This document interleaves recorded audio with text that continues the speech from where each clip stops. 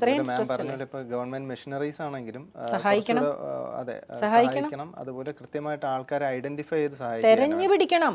വേറൊരു കാര്യം, ഇതുപോലെ ഇപ്പോൾ പല റെസ്റ്റോറൻറ്റ്സും ഈ പറഞ്ഞ പോലെ ഫുഡ് പോയ്സണിങ്ങും മറ്റു കാരണങ്ങൾ കൊണ്ട് പൂട്ടുകയും അത് ഒരാഴ്ച കഴിയുമ്പോൾ തന്നെ തുറക്കുകയും ചെയ്യും.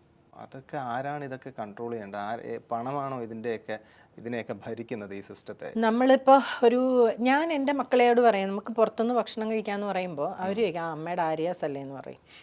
ഇനി ആര്യാസിൽ ഞാൻ പോകും, ആര്യാസിൽ പോവാം, ചിലപ്പം എനിക്കറിയാവുന്ന ചില റെസ്റ്റോറൻറ്റ്സിൽ മക്കളെ അപ്പോൾ അവരിൽ പലരുമായിട്ട് എനിക്ക് നല്ല ക്ലോസ് ആണ്. ഈവൻ ആര്യാസിൻ്റെ ഓണറായാലും അപ്പം നല്ല ക്ലോസ് ആണ്. പിന്നെ എനിക്ക് അവരുടെ കുറേയൊക്കെ ഫുഡിൻ്റെ ഒരു ഇതറിയാം. അപ്പം ഞാൻ ചെല്ലുമ്പോഴേ ഞാൻ പറയും, നമുക്ക് ആർക്കും പറയാം, അതെ നമുക്ക് ഇച്ചിരി ഓയിൽ കുറച്ചാൽ മതി, ഇല്ലെങ്കിൽ ഇങ്ങനെ മതി, അങ്ങനെ മതി എന്ന് പറഞ്ഞാൽ അവർ വില്ലിങ്ങാന്നേ ചെയ്തു തരാം. നമ്മൾ അങ്ങനെയൊന്നും ആവശ്യപ്പെടുന്നില്ലെന്നല്ലേ. അതുകൊണ്ട് കുറച്ചൊക്കെ നമ്മൾ വെജ് പുറത്തുനിന്ന് എപ്പോഴും വെജ് കഴിക്കുന്നത് തന്നെയാണ് നല്ല സേഫ്. അതാണ് കാര്യം. എൻ്റെ ബന്ധുക്കളൊക്കെ ഹോട്ടൽ ജോലിയിൽ ചെയ്യുന്നവരുണ്ട്, കുക്ക് ഷെഫായിട്ടൊക്കെ ഉള്ളവരുണ്ട്. അപ്പോൾ അവരൊക്കെ പറയുന്നത് ഈ ബിരിയാണിയുടെ ചിക്കനൊക്കെ പുഴുങ്ങി വെക്കാറുണ്ട്, മസാല അവർ അടിച്ചു വെക്കാറുണ്ട് എന്നൊക്കെ പറയുന്നുണ്ട്. അതെ, നമ്മൾ തന്നെ നമുക്ക് ഒരു ബോധം വേണം, നമ്മൾ എന്ത് കഴിക്കണം, എവിടെ നിന്ന് കഴിക്കണം, എങ്ങനെ കഴിക്കണം എന്നൊക്കെ ഉള്ളത്.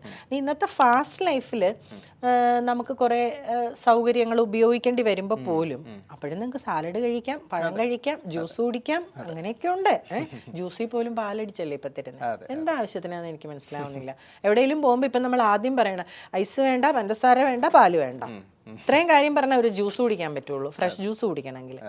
അപ്പോൾ ഇതൊക്കെ എന്തിനാണെന്ന് മനസ്സിലാവുന്നില്ല, ആൾക്കാരെ ഈ രുചിയിൽ പിടിച്ചു നിർത്താൻ വേണ്ടിയിട്ട്. സോ ഞാൻ പറയുന്നത്, ഒരു ആരോഗ്യമുള്ള ഒരു സമൂഹത്തിന് വേണ്ടിയിട്ട് ഒരു ഗവൺമെൻറ്റിൻ്റെ ഒപ്പം ഇതുപോലെയുള്ള എന്നെപ്പോലെയൊക്കെയുള്ള എളിയ വ്യക്തികളെ, സംരംഭകരെയും കൂടെ നിലനിർത്താനുള്ള, പൊളിഞ്ഞു പോയവരുടെ പട്ടികയിൽ പെടുത്താൻ ഒരുപാട് പേരെ കൂട്ടാതിരിക്കാൻ നമ്മളെപ്പോലുള്ളവരെയൊക്കെ നിലനിർത്താനുള്ള സംവിധാനങ്ങളും കൂടെ ആലോചിക്കേണ്ടതായിട്ടുണ്ട്. നമ്മളെപ്പോഴും സന്നദ്ധമാണ്. എന്തായാലും ഇതിൽ തന്നെ കാണും, ചെറിയൊരു ഗ്യാപ്പിൽ എന്തായാലും തിരിച്ചു വരും. ഇപ്പോൾ വിദേശ രാജ്യങ്ങളിൽ ഇപ്പോൾ നമ്മുടെ ഇവിടുന്ന് കയറ്റി വിടുന്ന അല്ലെങ്കിൽ എക്സ്പോർട്ട് ചെയ്യുന്ന തരത്തിലുള്ള കുറേ ഭക്ഷണ പദാർത്ഥങ്ങളുണ്ട്. അത് export quality is entirely different. അത് നമ്മുടെ നാട്ടിൽ അത് കിട്ടില്ല. എനിക്ക് തോന്നുന്നു എ ഗ്രേഡ് ക്വാളിറ്റി സാധനങ്ങളെല്ലാം പുറത്തേക്ക് കയറ്റി വിടുന്നു. എന്നാൽ പോലും പല വികസിത രാജ്യങ്ങളിലും നമ്മുടെ ക്വാളിറ്റി പ്രൊഡക്റ്റ്, അല്ലെങ്കിൽ നമ്മൾ ഭയങ്കര ക്വാളിറ്റി പ്രൊഡക്റ്റ് എന്ന് കണ്ട് നമ്മൾ സ്ഥിരം ഉപയോഗിച്ചുകൊണ്ടിരിക്കുന്ന ഭക്ഷണ പദാർത്ഥങ്ങൾ അവിടെ ബാൻഡാണ്. അവരങ്ങോട്ട് അനുവദനീയമല്ല ആ രാജ്യങ്ങളിലേക്ക് കൊണ്ടുപോകാൻ. അപ്പോൾ നമ്മൾ അത്രയും മോശപ്പെട്ട ഒരു ജനതയായി മാറുകയാണോ ഇത്തരം ഫുഡ് കൺസ്യൂം ചെയ്യുന്നതിലൂടെ? നമ്മൾ ഈ റീസെൻ്റ്ലി നമ്മുടെ നാട്ടിൽ നിന്നുള്ള പല കറി പൗഡറുകൾ, സ്പൈസസ് എല്ലാം പല രാജ്യങ്ങളും ബാൻ ചെയ്തു. അതിൻ്റെ കാരണം അതിൽ അടങ്ങിയിരിക്കുന്ന പ്രിസർവേറ്റീവ്സിൻ്റെയും പെസ്റ്റിസൈഡ്സിൻ്റെയും അളവാണ്. ഭക്ഷ്യ ഉൽപ്പന്നങ്ങളെല്ലാം ഡീക്കേ ആകും. അതിനൊരു ഷോർട്ട് പീരീഡേ ഉള്ളൂ. അപ്പം നമുക്ക് ഇപ്പോൾ സ്പൈസസ്, കുരുമുളകൊക്കെ പെട്ടെന്ന് പൂപ്പൽ വരും. ഏലക്ക എന്തായാലും അതിന് ഈ പൂപ്പൽ, ഫംഗൽ ഇൻഫെക്ഷൻസും അതുപോലുള്ളതെല്ലാം വരും. അപ്പം ഈ വികസിത രാജ്യങ്ങൾ എക്സ്പോർട്ട് ചെയ്യുമ്പോൾ അതിനെ ഇമ്പോർട്ട് ചെയ്യാൻ വേണ്ടിയിട്ട് അതിനൊക്കെ ഒരു അളവ് പറഞ്ഞിട്ടുണ്ട്. ആ അളവിനെയൊക്കെ തൂക്കി എറിഞ്ഞിട്ടുള്ള വലിയ അളവിൽ ഇതിനകത്ത് പ്രസൻസ്, ഇതിൻ്റെയൊക്കെ കണ്ടന്റ് കാണുമ്പോഴാണ് ഇവർ ബാൻ ചെയ്യുന്നത്. ഇതിൻ്റെ പ്രശ്നം എന്നാന്ന് പറഞ്ഞാൽ മോയ്സ്ചർ ഇല്ലാതെ, മോയ്സ്ചർ എന്തായാലും ഉണ്ടാവുമല്ലോ എയറിൽ. നമ്മുടെ ഇപ്പോൾ ഈ പറഞ്ഞ പോലെ നമ്മൾ എന്ത് സാധനം ഉണ്ടാക്കില്ല, അതിനകത്ത് മോയ്സ്ചർ വരും. അപ്പോൾ ഇപ്പം നമ്മുടെ ഫോർ എക്സാമ്പിൾ ഇപ്പം നമ്മുടെ നെല്ല്, നമ്മൾ കടയിൽ നിന്ന് എല്ലാവരും വിചാരിക്കും കടയിൽ നിന്ന് മേടിച്ച് കഴുകി ഉണക്കുന്ന മുളക് പൊടി കുഴപ്പമില്ല. അങ്ങനെയല്ല, ഫ്യൂമിഗേഷൻ ചെയ്ത പ്രൊഡക്റ്റാണത്.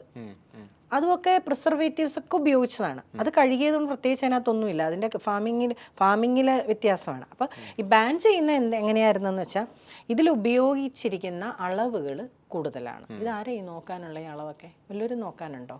ഒന്നും നോക്കാനില്ല. അപ്പോൾ ഇനി ഞാൻ 5 വർഷം മുമ്പ് കേരളത്തിൽ അന്ന് ദുബായിൽ നിന്ന് വന്ന് നമ്മുടെ ഈ കെമിക്കൽ ലാബിൽ പോയിട്ട് ഒരു 1-2 പരിശോധനകളുടെ രീതി ചോദിച്ചു, അത് അവൈലബിൾ ആണോ എന്ന്. അപ്പോൾ അവരെന്നെ നേരെ പ്രൈവറ്റ് ലാബിലോട്ടാണ് വിട്ടെ.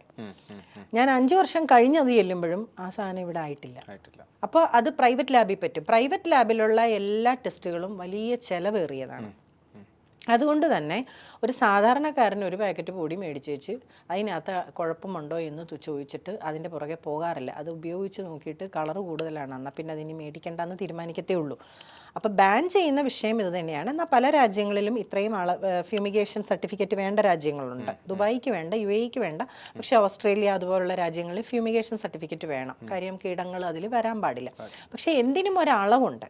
ഇപ്പോൾ ദുബായ് മുനിസിപ്പാലിറ്റിയിൽ എൻ്റെ ഒരു ഫ്രണ്ട് ജോലി ചെയ്യുന്നുണ്ട്. പുള്ളിക്കാരത്തിയുടെ ജോലി എന്താണെന്ന് വെച്ചാൽ ഓരോ ഹോട്ടൽസിലും ട്രെയിനിങ് കൊടുക്കുകയാണ്. അവർ ഗവൺമെൻറ് സ്റ്റാഫാണ്.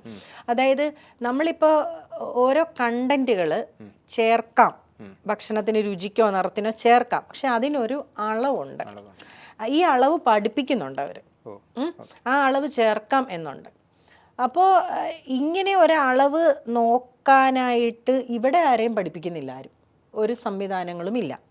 ഇനി ഭക്ഷണം ഉണ്ടാക്കുന്ന ഒരാൾ ഒരു ഹോട്ടലിൽ may be qualified or qualified അല്ലാത്ത ആളായിരിക്കാം. അയാൾ ഫോണിലിരുന്നുകൊണ്ട് വല്ലതും ചെയ്യുന്നതിൻ്റെ ഇടയിൽ ഒരു കണ്ടൻറ്റ് കൂടിയാൽ പോലും അറിയാൻ പോകുന്നില്ല. അപ്പോൾ വിദേശ രാജ്യങ്ങൾ വളരെ സൂക്ഷ്മമായാണ് ഭക്ഷണത്തെ തരുന്നത്. അതുകൊണ്ട് അവരുടെ രാജ്യത്തോട്ട് അത് വേണ്ട.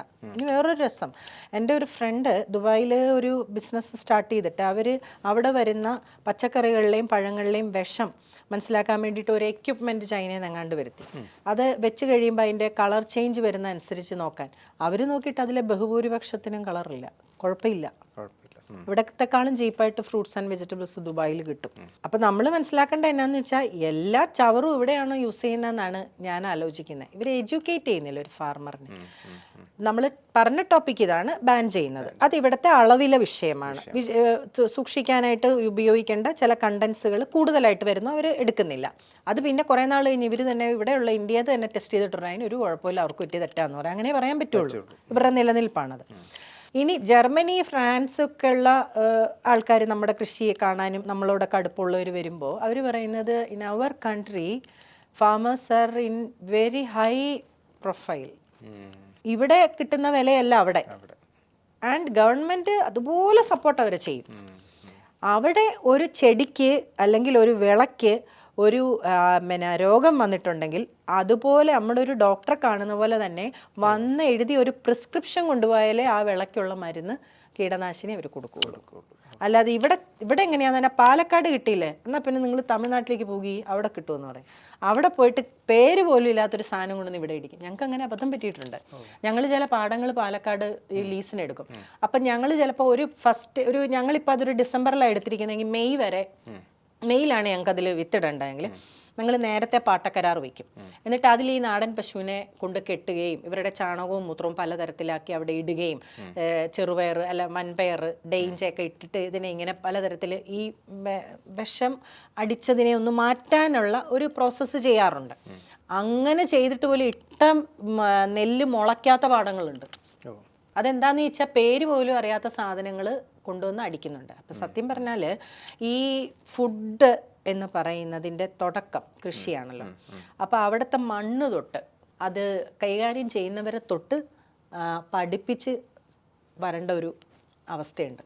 പഠിപ്പിച്ച് ഇവരെ കൊണ്ടുവന്ന് നിങ്ങൾ ഇതേ ഉപയോഗിക്കാമുള്ളൂ, ഇത്രേ ഉപയോഗിക്കാമുള്ളൂ, ഇതിനൊരളവുണ്ട്. അവരൊരു പ്രിക്കോഷൻ പോലും ഇല്ലാതല്ലേ ഈ കീടനാശിനികളൊക്കെ അടിക്കുന്നത്. മുതലമട മാങ്ങ എന്ന് പറയുന്നതിൽ 18 വട്ടം കീടനാശിനി അടിച്ച വർഷമുണ്ട്. 18 വട്ടം. അതിൻ്റെ അടുത്തുള്ള പിള്ളേരെല്ലാം തലകറക്കോ ഛർദിയായിട്ട് ആശുപത്രിയിൽ പോയ അവസ്ഥയുണ്ട്. അപ്പം ഞാൻ ചോദിക്കുന്നത്, നമുക്ക് എന്തൊക്കെ അറിയാം ഇപ്പം ലോകത്തിലെ? നമ്മൾ എന്താണ് ഭക്ഷണത്തെക്കുറിച്ച് അറിയാത്തത്, ശ്രമിക്കാത്തത്? അതിലടങ്ങിയിരിക്കുന്ന കണ്ടന്റുകളെ അറിയാൻ ശ്രമിക്കാത്ത, എന്തിന് ഓർഗാനിക് ആയിട്ടുള്ള അല്ലെങ്കിൽ പോട്ടെ വിഷവിമുക്ത ഭക്ഷണത്തിൻ്റെ പ്രാധാന്യം എന്താണ് വേണ്ടത്? അപ്പം ഇതെല്ലാം നമ്മുടെ ആഗ്രഹമാണ് അല്ലേ, ഇത് നമ്മുടെ ആവശ്യമാണ്. അതിലേക്ക് വരികയാണ് ഒരു പോംവഴി. നമ്മൾ എല്ലാം അറിയുന്ന കൂട്ടത്തിൽ തന്നെ ഭക്ഷണത്തെക്കുറിച്ച് കൃത്യമായി പഠിച്ചു കഴിക്കേണ്ട ഒരു സമയമാണിത്. നമുക്ക് എന്ത് വേണം എന്ത് പറ്റില്ല. പയറുപരിപ്പ് ഇങ്ങനെയൊക്കെയുള്ള കാര്യങ്ങൾ എനിക്ക് ചിലപ്പോൾ പറ്റത്തില്ലായിരിക്കാം. അപ്പോൾ എനിക്ക് വൻപയർ ചിലപ്പോൾ ഓക്കെ ആയിരിക്കില്ല, വേറൊരാൾക്ക് അത് ഓക്കെ ആയിരിക്കും. അപ്പോഴും നമ്മൾ മനസ്സിലാക്കേണ്ട കാര്യമുണ്ട്, നിങ്ങൾ ഇത്രയും അവിടെ ഇപ്പോൾ മെട്രോപൊളിറ്റൻ സിറ്റീസിൽ പാക്ഡായിട്ട് നിങ്ങളെ കഴിപ്പിക്കുകയാണ് ആൾക്കാരല്ലേ. അപ്പോഴും നാളെ ഒരു ക്യാപ്സ്യൂൾ വന്നാൽ ബ്രേക്ക്ഫാസ്റ്റ് കഴിക്കേണ്ടെന്ന് പറഞ്ഞാൽ വി വിൽ ചൂസ് ദാറ്റ്. ഒരു ക്യാപ്സ്യൂൾ കഴിച്ച് ഓഫീസിൽ പോകാൻ സന്തോഷം, പാത്രവും കഴിയേണ്ടതൊന്നും ഉണ്ടാക്കുകയും വേണ്ട, അത് ഫില്ലിങ് തരും, നിങ്ങൾക്ക് എന്തെങ്കിലും കഴിച്ച പോലെ തോന്നുന്നു പറഞ്ഞാൽ അത് മതി. മേ ബി അത് മുഖ്യധാര സെലിബ്രിറ്റീസ് അത്തരം ബ്രാൻഡ് എൻഡോസ് ചെയ്യുന്നുണ്ട്. പിന്നെ അത് എപ്പോഴും മലയാളി നമ്മൾ തിരിച്ചു വരും കേട്ടോ. നമ്മുടെ ഒരു പഴമയിലോട്ട് ഇച്ചിരി കഴിയുമ്പോൾ തിരിച്ചു വരും.